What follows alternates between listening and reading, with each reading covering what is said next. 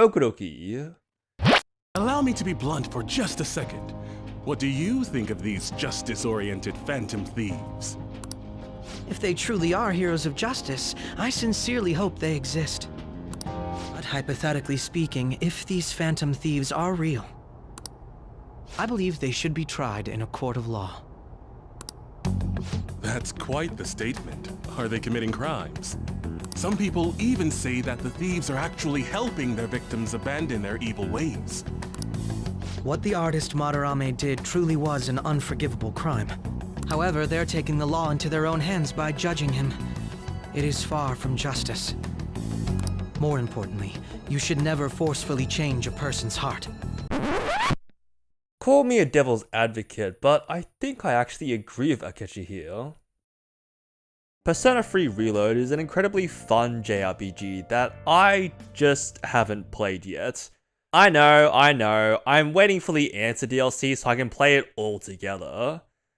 So, Persona 5 Royal was 50% off on Steam and is an incredibly fun JRPG that is half turn-based dungeon crawler and half visual novel or social sim. It's a game that's just filled with so much charm and charisma, and also kinda cheesy. How are the guys?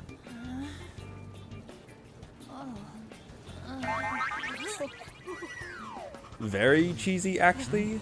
It's like being hit on by a 9 out of 10, but it uses pickup lines like, "Did it hurt when you fell out of heaven?" I'm sure it's obvious, but I really love this game. For those that don't know, the story is about a bunch of teenagers that can summon personas, the physical embodiment of one's feelings and desires. And they use their powers to become the Phantom Thieves, a mysterious group that are able to make bad guys confess their crimes. I'm oversimplifying it a lot, but you should just play the game instead of listening to some random guy online explain the entire story. The important thing you need to know is how exactly they make corrupt adults confess, and the way they do this is simply by stealing that person's heart. See, if your desires are distorted enough, say you have this desire to kick babies, those desires will form a palace, which is a manifestation of how you view the world. In your case, it's a rugby field where you get to kick all the babies you want. You sick bastard. Along with your palace, you also get a treasure, which is like your distorted heart given physical form. If I steal your heart, I steal your desires, which means you no longer want to kick babies. However, you are so overcome with guilt from all the babies you have already kicked that you end up confessing all your crimes. Bad guys go to prison, good guys prevail. Simple, right? Well, the thing is, because this game is told from the perspective of the good guys, it's not all that fussed about the implications of what a change of heart actually is. Which has left me with a few questions. What if Akechi is right? What if the Phantom Thieves deserve to be arrested? What if stealing someone's heart is actually evil? Remember how Akechi said you should never change a person's heart? More importantly, you should never forcefully change a person's heart. It's a one-off statement you might not think too much about because, hey, these are bad people. A lot of them are so powerful that the police basically can't touch them, so we're just bringing them to justice, right? Also doesn't help that we find out Akechi is a hypocrite later on. Bro's secretly an assassin who's behind all the mental shutdowns plaguing Japan. He's not stealing hearts, more so shooting them in the back of the subconscious. But even after Akechi got called out on Twitter, I couldn't help but go back to that one line. Because what is a change of heart? It's always described as a sudden shift in behavior, like they've become this completely different person. I hear that, and the first thing that pops into mind is, isn't this brainwashing? Like, Google defines brainwashing as the process of pressurizing someone into adopting radically different beliefs by using systematic or often forcible means. Which is basically a change of heart, right? The radically different belief of not feeling guilty about their own crimes changing to feeling extremely guilty, forcibly stealing their heart, pressurizing them by defeating their shadows. It definitely paints what we're doing in a different light, when instead of the sugar-coated, oh, we're just changing their heart, it's actually, we brainwash people into confessing their crimes. Which, if you want to go even deeper, the fact that we're stealing someone's desires is also pretty concerning. Like, looking back at how Morgana first describes it. If we erase a palace, there is no doubt that the person's distorted desires will be erased as well. But desires are what we all need in order to survive. The will to sleep, eat, fall in love, those sorts of things. If all of those yearnings were to vanish, they'd be no different than someone who is shut down entirely. They may even die if they're not given proper care. Doesn't that mean the act of erasing someone's desires is basically erasing the original personality? If desires are what we need in order to survive, they're basically a large part of what makes us who we are. Having those desires erased is basically a death sentence where the old you is forever gone, replaced by someone that isn't quite you. It kind of reminds me of the Swamp Man thought experiment created by Donald Davidson. Say Kamoshida is walking near a swamp and suddenly gets hit by lightning. Boom, dead.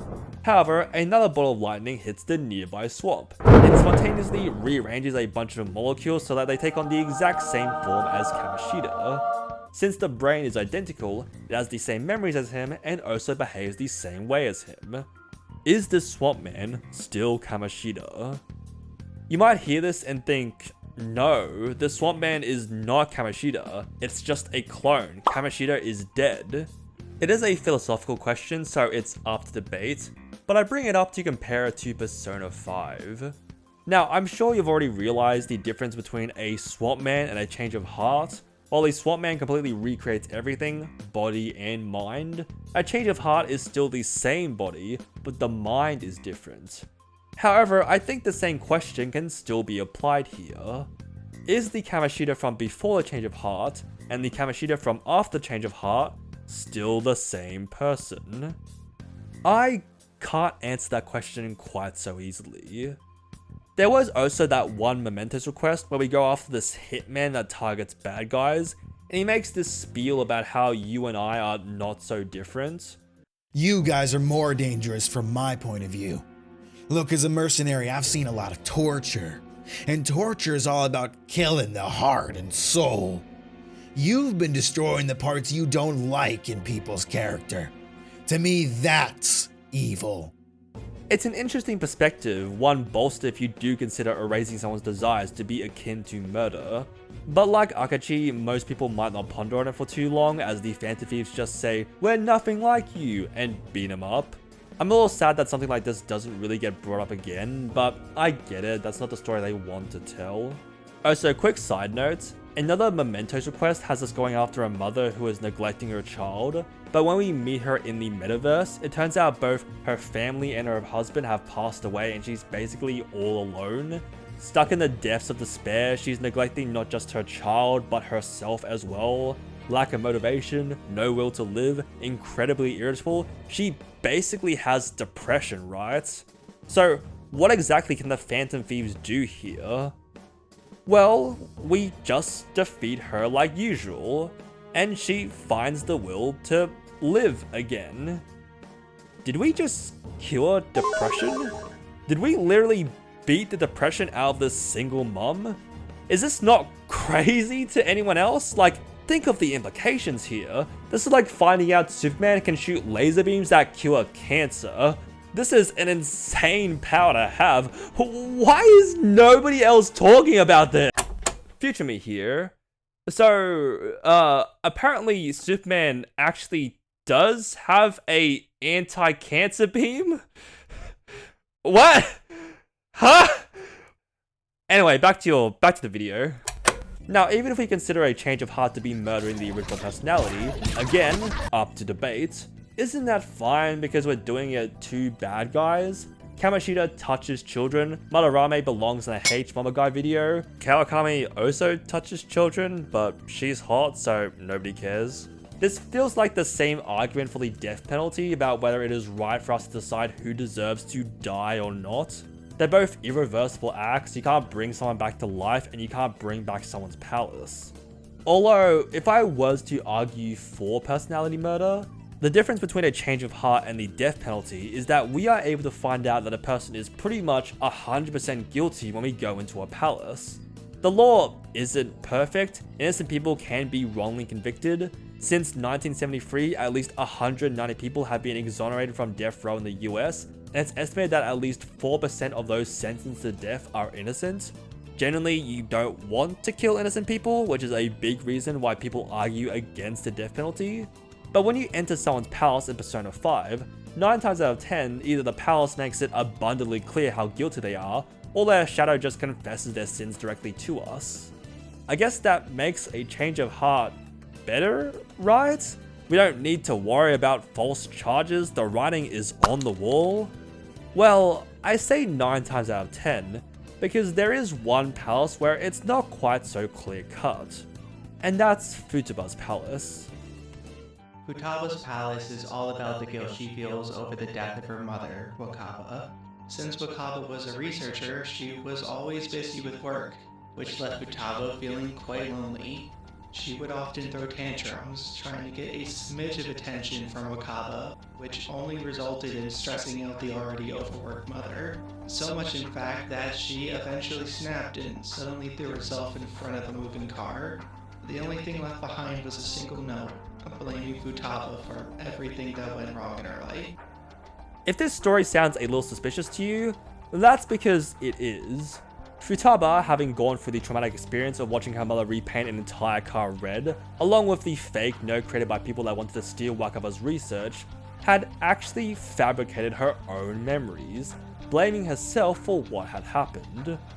Before this, palaces and shadows have been pretty truthful about what crimes the palace owner committed, so going inside a palace that actually lies to you is pretty interesting. I bring this up because the Fan of Thieves aren't paragons of justice. People shit talk Mishima for cloud chasing the Fan of Thieves, but the Fan of Thieves themselves were cloud chasing bigger and bigger targets, which made them easy prey for Akachi and caused them to be framed for murder.